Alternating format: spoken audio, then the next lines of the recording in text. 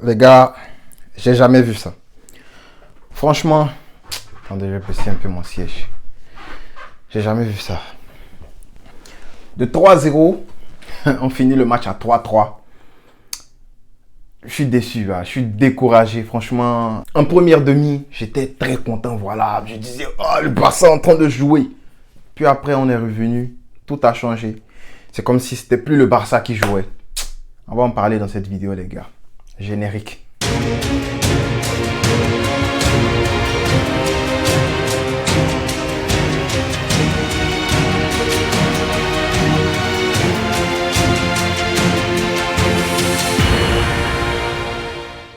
Alors les gars, vous pouvez le voir dans mon mood, vous pouvez le voir sur mon visage. Je suis déçu du Barça, je suis découragé en fait. Franchement, j'y crois pas, j'y crois toujours pas. Yago Aspas, le gars, franchement, il m'énerve. Je l'avais dit tout à l'heure, Yago Aspas, j'avais dit, pardon, dans l'avant-match, j'ai dit Yago Aspas là, lui c'est le cauchemar de Ter Stegen.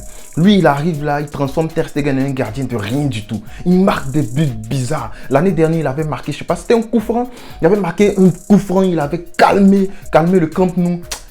Franchement, Yago Aspas, il fatigue. Voilà, en tout cas, chapeau à lui, homme du match. J'ai aimé aussi le match de Nolito et puis Ravi Galan. Ravi Galan, j'avais dit, je préfère, c'est un très bon latéral gauche, il est très bon, voilà.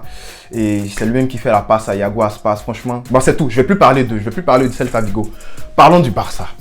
Les gars, la première mi-temps du Barça est géniale. C'est fantastique, tu vois. Ansu Fati, exploit individuel, faire ses trucs marqués. Mais bon, c'était pas juste exploit individuel parce que il y a Alba qui trouve je pense que c'est Alba qui le trouve en profondeur. Il arrive, il se place. Bref, c'est bien travaillé quand même. 3 personnes inclus dans le but. C'était parfait. Le deuxième but, le but de Depay aussi, c'était bien travaillé. Hein. J'ai même dit Jordi Alba, il rate toujours ses centres. Mais s'il centre bien une fois, voilà, occasion de but parce que Memphis était bien placé. But. En gros, sur les 3 buts là, j'ai vraiment aimé la première mi-temps du Barça. La première mi-temps du Barça était bien. Les gars pressaient, les gars étaient bons. Les gars étaient dans le match, les gars cherchaient à avoir le ballon. C'est sûrement la présence de Nico Gonzalez dans le milieu qui a beaucoup aidé. De toute façon, on va en parler quand on va parler des individualités. Mais j'ai beaucoup aimé le match du Barça. On a dominé l'adversaire, c'était plié, voilà. À 3-0, à la mi-temps, le match il est fini. Voilà, je sais pas c'est quelle équipe qui va se laisser rattraper à 3-0. Quelle équipe professionnelle hein, qui va accepter ça, mais nous on l'a fait. C'est une honte en fait, c'est une honte pour le Barça. Ces joueurs-là, ces joueurs qui étaient sur le terrain aujourd'hui, c'est une honte pour ce grand club qu'est le Barça. C'est décevant, voilà. C'est pas possible de se faire attraper par le Celta Vigo chez eux à la maison de cette manière-là. C'est inconcevable. Je suis même pas d'accord. Voilà, même pour moi 2-0, normalement on tient le lead, on finit le match. Mais 3-0. Franchement, conclusion, l'équipe a sombré. Si on veut parler de l'équipe dans sa globalité, elle a vraiment sombré. Mais si je veux parler alors des individualités, avant de parler des individualités, je vais revenir d'abord parler de Sergi Barjuan. Je vous l'avais dit, si vous êtes tombé sur moi, quand j'ai dit non, Sergi Barjuan, c'est pas un grand coach, c'est pas un bon coach. C'est pas un coach en fait, c'est un encadreur de jeunes, c'est un encadreur de joueurs. Voilà, vous êtes tombé sur moi et dit non, que je tombe sur Sergi Barjuan. Vous avez vu 3-0, on revient à la marque. Il n'est pas capable de faire les ajustements possibles hein, pour garder le score. Pour garder le score comme il est. Il n'est pas capable de le faire. C'est pas normal. Franchement, c'est pas normal. Sergi Barjuan a fait un mauvais match en tant que coach aujourd'hui. Voilà. Le petit Abdé, il aurait pu rentrer un peu plus tôt. Je sais pas. Mais c'est d'un gars comme ça dont on avait besoin. Parce que Gavi à droite, je l'ai dit, ça ne fonctionne pas. J'adore le joueur. J'adore Gavi. J'aime... Tout le monde aime Gavi, voilà. Tout le monde aime Gavi, on connaît, il a aidé même, il a sauvé. C'est Nolito Gallardo qui avait le champ libre là, il est sorti, il est venu, il a clear. Très bon save de Gavi. Mais je dis que Gavi, à droite, si tu as un gars comme Abdé, ben mets-le. Ne mets pas Gavi à droite parce que ça sert à rien. Ça sert à rien parce qu'il faut quelqu'un pour percuter. Et on l'a vu quand Fati est sorti, que Gavi était à droite, on n'attaquait plus. Depay ne servait plus à rien. Il redescendait au milieu pour jouer en 6, je sais pas. Mais il ne servait plus à rien parce qu'il n'y avait plus de danger devant. Mais quand Abdé est rentré, ça a donné un peu de percussion, un peu de profondeur à l'équipe. C'est ce qu'il fallait depuis. Si tu as un gars comme ça sur le banc, pourquoi tu ne le fais pas entrer un peu plus tôt? Parce que Gavi à droite, impossible.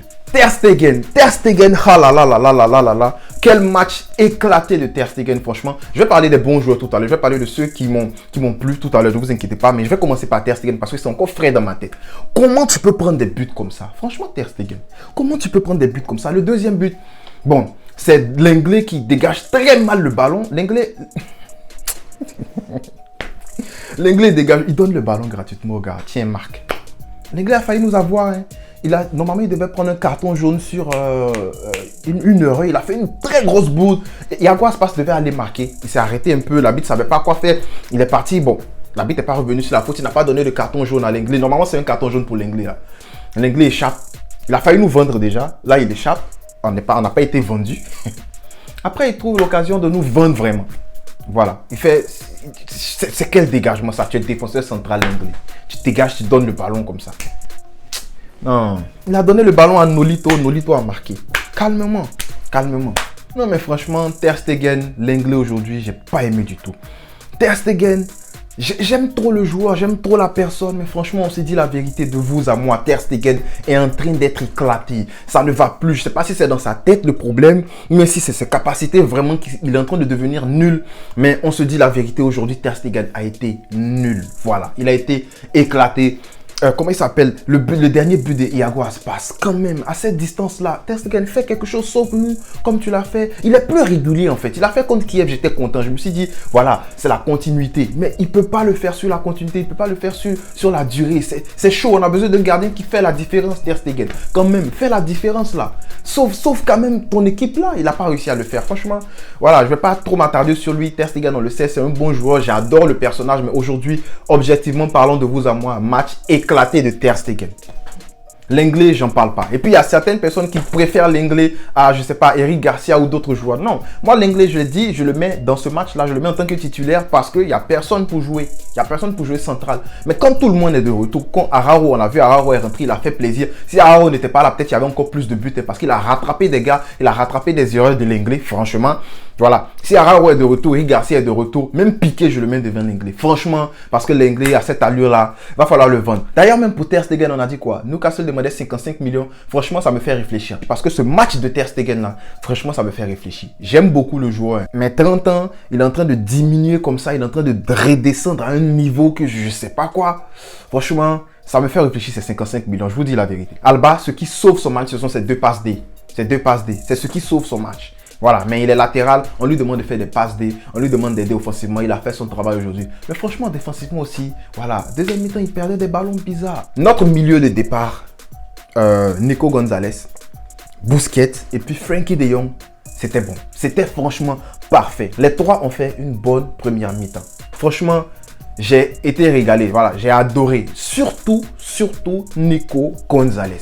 Pour moi, meilleur joueur du Barça dans cette première mi-temps. Dans ce match, en fait, Nico Gonzalez, c'est le meilleur. Si on doit être fier de quelque chose, si on peut au moins être heureux par rapport à quelque chose dans ce match-là, c'est la performance du petit Nico Gonzalez.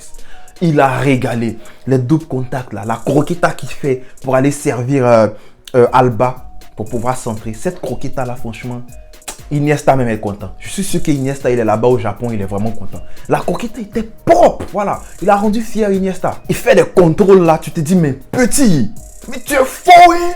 Non, franchement, Nico Gonzalez, j'ai adoré son match. Nico Gonzalez, c'est trop bon. Et là, à cette allure-là, je me dis, avec tous les milieux que le Barça a là, pourquoi aller chercher un Van de Beek? Au moins, si tu me dis, on va aller chercher un milieu qui est déjà fort établi, qui est déjà très bon, capable de gagner, comment tu dis ça, capable de gagner le ballon d'or, je vais dire ok. Mais pourquoi aller chercher Van de Beek quand tu as déjà tout ça? Franchement, tu as déjà tout ça. En plus, derrière, il y a un gars comme Jandro qui est derrière. Jandro Oreana qui est très bon. Tu vas aller chercher Van de Beek pourquoi?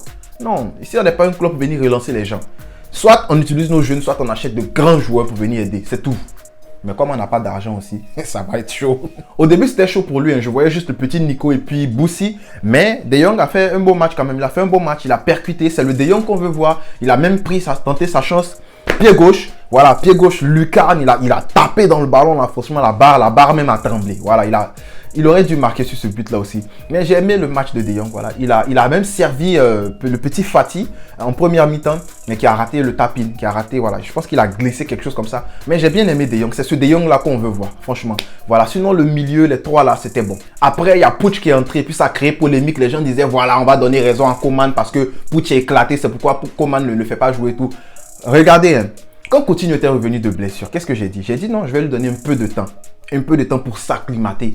Avant de commencer à lui tomber là-dessus, mais avant de commencer à parler de lui et tout. Je lui ai donné du temps, rappelez-vous, je lui ai donné peut-être 3-4 matchs. Hein. Mais là, il a commencé à être éclaté. J'ai dit, voilà, c'est bon, la période de grâce est terminée. Pour Puig, les gars, réfléchissons 2 fois avant de parler. Parce que le petit Ricky, ça fait combien de temps il n'a pas joué au foot? Vous le mettez dans un match en deuxième mi-temps où l'équipe est complètement en train de sombrer. Toute l'équipe ne sait pas quoi faire. Tout le monde est perdu. Même De Jong demande ce qu'il doit faire.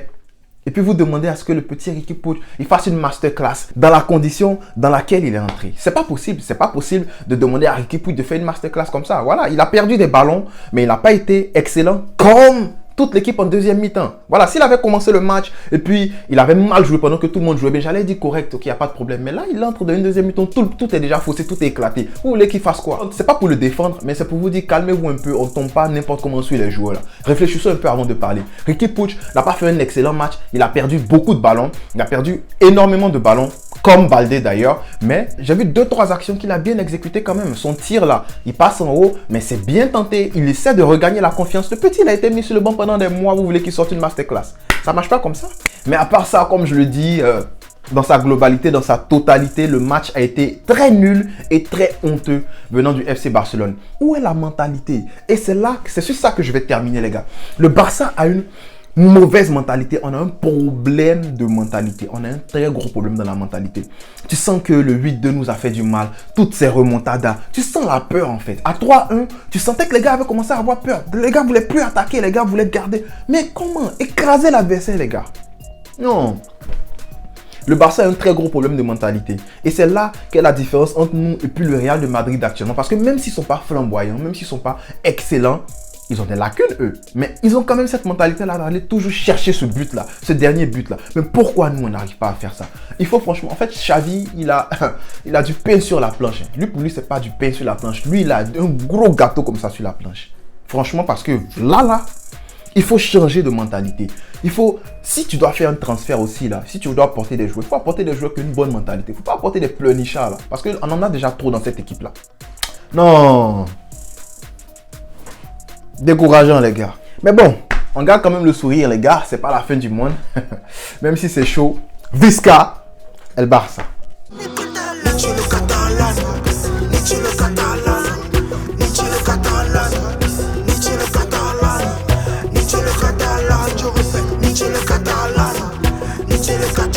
Je répète,